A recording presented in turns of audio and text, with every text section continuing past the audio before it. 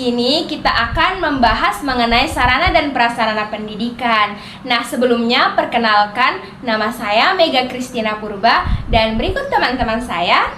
Halo, nama saya Diva Hartati dan saya Sri Syahputri. Nah, mari kita membahas mengenai sarana dan prasarana pendidikan. Check it out! Nah, jadi teman-teman, sarana pendidikan adalah peralatan dan perlengkapan yang secara langsung kita pergunakan untuk menunjang proses pendidikan. Nah, sarana pendidikan itu adalah semua perangkat, peralatan, bahan, dan perabot yang kita gunakan secara langsung untuk menunjang proses pendidikan di sekolah kita. Nah, sedangkan prasarana itu apa sih? Nah, jadi teman-teman, prasarana pendidikan itu adalah fasilitas yang secara tidak langsung menunjang jalannya proses pendidikan.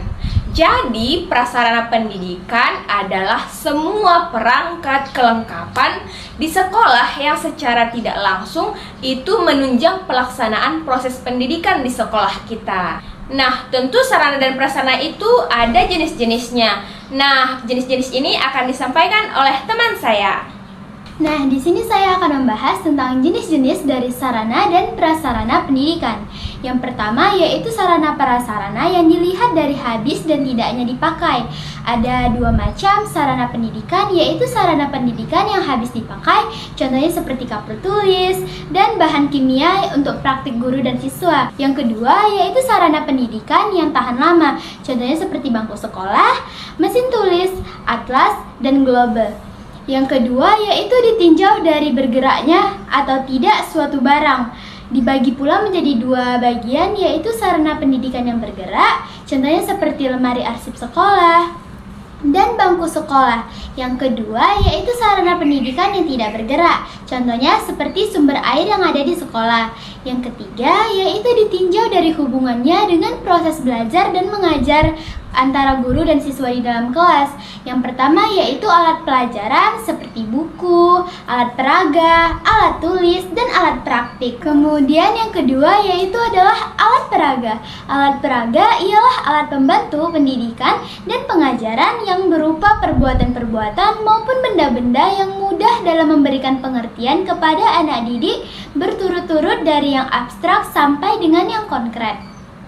Nah, dari sarana dan prasarana tersebut tentu saja harus memiliki perawatan dan penjagaan yang baik. Bagaimana sih cara menjaga sarana dan prasarana tersebut agar terpelihara? Nah, teman-teman, setelah diketahui apa itu sarana dan prasarana serta jenis-jenisnya, kita akan membahas mengenai bagaimana cara menjaga sarana dan prasarana tersebut agar terjaga secara efektif dan efisien dalam dunia pendidikan. Nah, yang pertama, dilihat dari habis tidaknya dipakai, ada dua macam sarana dan prasarana pendidikan. Yang pertama, sarana pendidikan yang habis dipakai. Contohnya, kapur, papan tulis, dan alat-alat praktik kimia. Nah, untuk menjaga alat-alat ini agar tetap efektif dan efisien, tentunya kita sebagai pengguna harus menggunakannya sebaik dan semaksimal mungkin. Tidak menggunakannya secara berlebih-lebihan sehingga sarana dan prasarana tersebut dapat habis dan digunakan sebaik-baiknya.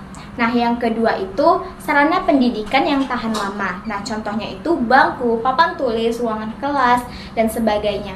Nah, sarana dan prasarana ini dapat digunakan secara efektif dan efisien dengan kita menjaga tangan kita sendiri untuk merawat sarana tersebut sehingga tidak dicoret-coret dengan sembarangan.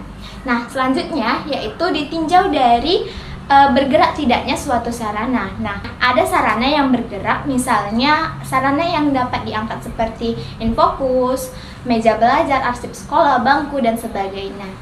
Sarana tersebut harus dijaga sebaik mungkin sehingga tidak mudah rusak. Nah, yang kedua yaitu sarana pendidikan yang tidak dapat bergerak, misalnya subsidi air pump, yaitu dengan menggunakan air pump secara cukup dan tidak berlebih-lebihan dengan membiarkan air pump terus mengalir hingga tumpah-tumpah. Nah, sekianlah pembahasan kami mengenai sarana dan prasarana serta jenis-jenis dan bagaimana cara penjagaannya.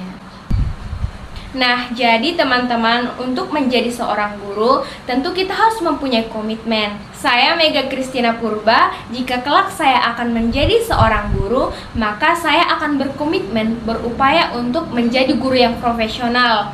dan memberikan teladan yang baik bagi peserta didik dan memperlakukan peserta didik dengan baik untuk membangun generasi muda dan generasi penerus bangsa yang baik dan berkarakter. Saya Diva Hartati, jika kelak saya menjadi seorang guru, saya ingin menjadi seorang guru yang mampu dalam mengembangkan potensi peserta didik saya untuk masa depannya. Dan saya ingin menjadi seorang guru yang mampu memahami dan memiliki hubungan yang baik dengan para peserta didik saya. Nah, selanjutnya dari saya, Sri Syaputri, adapun komitmen saya yaitu menjadi guru yang profesional yang benar-benar dibutuhkan oleh masyarakat dan peserta didik saya, sebagaimana peran guru yaitu sebagai pengajar dan pendidik, bukan hanya sebagai pengajar yang ada di dalam kelas.